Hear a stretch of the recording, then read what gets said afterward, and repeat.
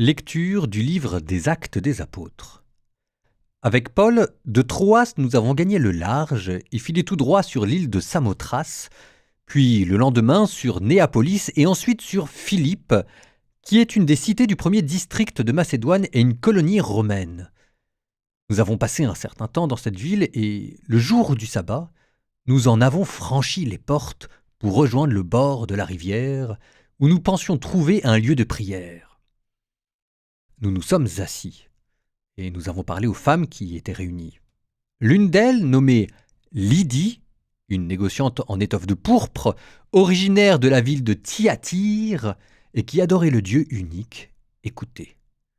Le Seigneur lui ouvrit l'esprit pour la rendre attentive à ce que disait Paul. Quand elle fut baptisée, elle et tous les gens de sa maison, elle nous adressa cette invitation. « Si vous avez reconnu ma foi au Seigneur, venez donc dans ma maison pour y demeurer. » Et c'est ainsi qu'elle nous a forcé la main.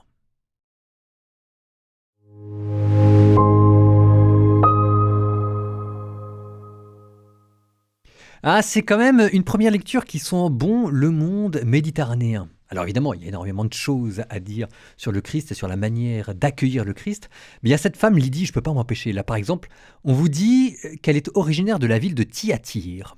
Ça ne vous dit rien Thyatire, mais c'est une ville en Asie mineure qui fera partie des 7 églises de l'Apocalypse. Et ça donne un intertexte. Cette Lydie, elle sera témoin des grandes prophéties peut-être que Saint Jean fera au niveau de l'Apocalypse. On vous dit qu'elle adorait le Dieu unique. Ça, c'est une expression pour vous dire qu'en fait, elle n'est pas juive. Ça veut dire en fait que c'est une païenne, une grecque ou quelqu'un du Moyen-Orient, en tout cas qui n'était pas d'origine grecque et qui a adoré le Dieu unique et qui s'était rapproché déjà du judaïsme et qui est en train de bifurquer du judaïsme au christianisme, même si à l'époque, les frontières sont beaucoup plus poreuses. On vous dit que c'est une négociante en étoffe de pourpre. Ça non plus, ça vous dit rien, mais le pourpre, c'est un manteau de luxe. C'était fait à partir de mollusques, de coquillages qui se trouvaient du côté de la bande de Gaza et qui en fait coûtaient extrêmement cher. Mais vraiment, c'était vrai. C'est pour ça que c'est le manteau impérial. Hein. Donc en fait, c'est comme si jamais on vous disait qu'elle travaillait à Hermès. Vous voyez, ça donne... c'est une petite plongée immersive dans le monde du 1er siècle. D'ailleurs, puisqu'on en est là, ce qui est important, c'est de nous remettre dans le contexte. Ici, vous avez Saint Paul... Ça n'a l'air de rien, ça aussi, parce que nous, on les connaît ou sans les connaître. Philippe, c'est déjà connu. Enfin, on sait que Saint Paul est allé en Grèce. Mais vous êtes dans le 2e voyage de Saint Paul.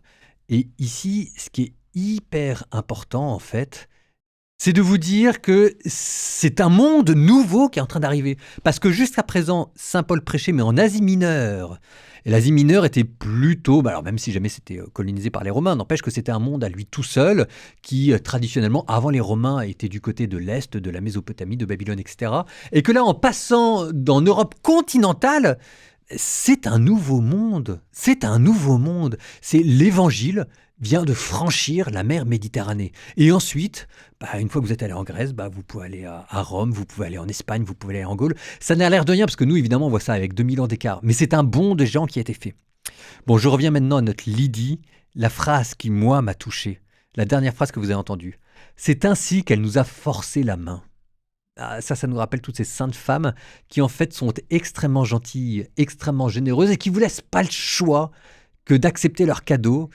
Cette générosité qui s'impose à vous, non pas parce qu'elle est importune, mais parce qu'elle veut prévenir votre délicatesse et votre timidité. Il y a quelque chose de très, très, très beau dans ce personnage de Lydie.